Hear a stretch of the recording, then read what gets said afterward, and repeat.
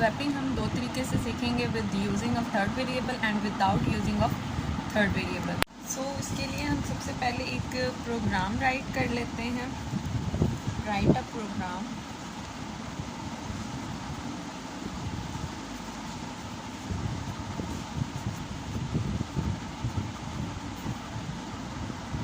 So here we are discussing swapping. Write a program that inputs two numbers, swap these values without using third variable and then display. So let's start with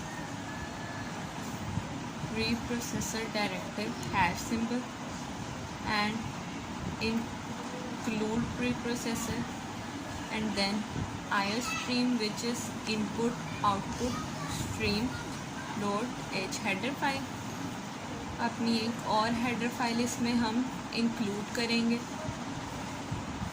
cone आयो dot H, अपना main function. ये हमारा C++ का जो basic structure है जिससे हमने programme को स्टार्ट करना होता है वो हमने कर लिया राइट। अब हम अपनी मेन की बॉडी स्टार्ट करेंगे। सबसे पहले हम अपनी दो वैल्यूज़ के लिए दो वेरिएबल्स ले लेंगे, let x and y. Clear screen. अब सी आउट ऑब्जेक्ट के ज़रिए से और इंसर्शन ऑपरेटर के ज़रिए से हम स्क्रीन पर क्या प्रिंट करवा देंगे, like integer, enter two integers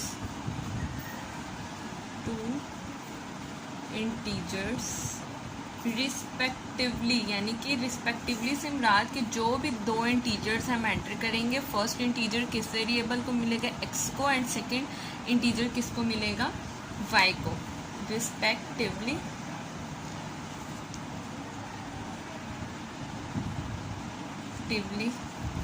double quotes में एंड विद सेमीकोलन। फिर सी इन से क्या करते थे हम, कीबोर्ड से कोई भी वैल्यू एंटर करवाते हैं, यानी कि cin extraction operator, x में कोई इंटीजर वैल्यू एंटर किया, then again extraction operator, y में वैल्यू एंटर किया एंड सेमीकोलन।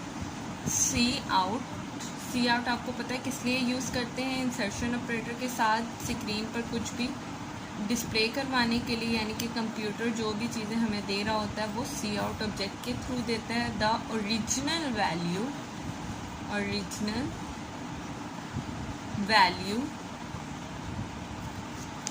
इन एक्स के अंदर जो भी ओरिजिनल वैल्यू है, ये statement as it is print होगी, equal to insertion operator X, यानी कि एक्स में जो भी वैल्यू है वो क्या हो, डिस्प्ले हो जाए, and then again insertion operator and भी हम डबल कोट्स में लिख रहे हैं बिकॉज ये एज इट इज़ प्रिंट हो जाएगा। स्टेटमेंट पूरी हमने प्रिंट करवानी है तो हम क्या करेंगे, and y is equal to, इसके बाद हम क्लोज करेंगे डबल कोट्स को, एंड देन इंसर्शन ऑपरेटर, जो भी वैल्यू वाई में है वो ओरिजिनल वैल्यू क्या हो जाए, डिस्प्ले हो जाए, एंड विद द सेमीकोलन। अब हम यहाँ पे अपनी तीन वो स्टेटमेंट्स लिखेंगे जिनके थ्रू हमने क्या करना है, स्वैपिंग करनी है। आप इसको फॉर्मूला कह लें, लॉजिक कह लें, या जो भी, मैं आपको बताती हूँ किस तरह से। Like x is equal to, हमने स्वैप करना है कि एक्स की वैल्यू वाई में और वाई की वैल्यू एक्स में स्टोर हो जाए। So x is equal to, सबसे पहले हम एक्स को लेते हैं, x is equal to x plus y, semicolon. इस प्रोसीजर से हमारा क्या होगा, हम अभी विदाउट थर्ड वेरिएबल कर रहे हैं। सो सबसे पहले क्या करेंगे कि x क्या है हमारा, x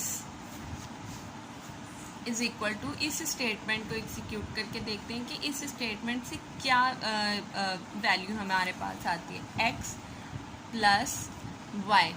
सो x की वैल्यू हमारे पास कोई भी, लाइक हम x is equal to 2 enter करवा देते हैं, y is equal to 3 enter करवा देते हैं।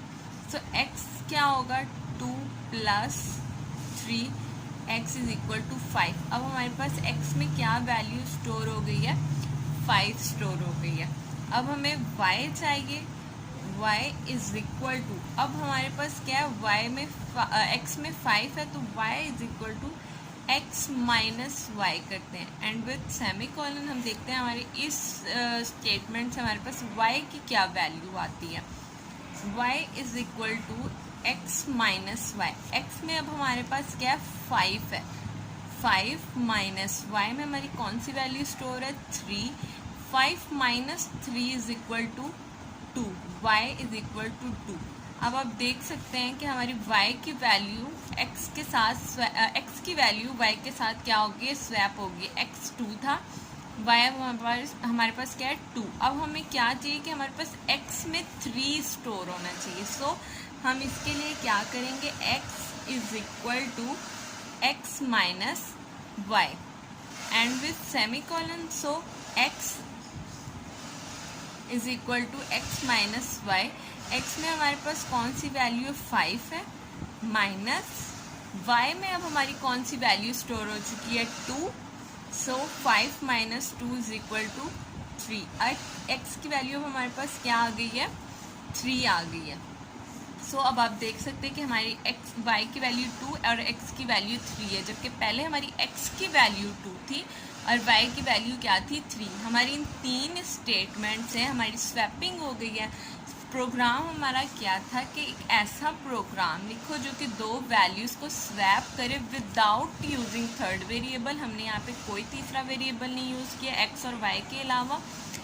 यहाँ तक हमारी स्वैपिंग हो गई। उसके बाद उसने कहा था कि without using third variable and display them. जब हमारी स्वैपिंग हो जाए विदाउट थर्ड वेरिएबल, यहाँ पे कोई तीसरा वेरिएबल नहीं है x एंड y के अलावा, सो उसको क्या करना है हमने अब डिस्प्ले भी करवाना है। डिस्प्ले किससे करवाते हैं हम लोग सी आउट के ऑब्जेक्ट से डिस्प्ले करवाते हैं। So C out insertion operator the swapped value के आफ्टर स्वैपिंग जो हमारे पास वैल्यू आई है, ये स्टेटमेंट हम क्या करते हैं इन x इज इक्वल टू, ये पूरी स्टेटमेंट को हम डबल कोट्स में लिख लेते हैं ताकि ये एज इट इज प्रिंट हो जाए।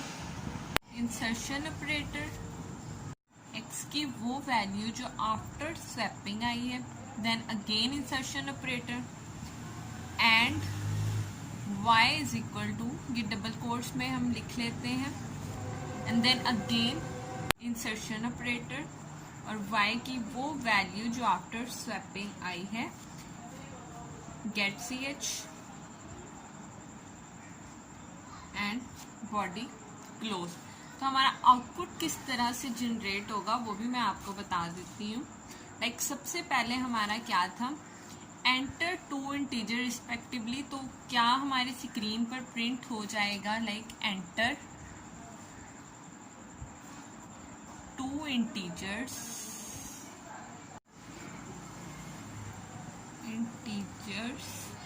रिस्पेक्टिवली।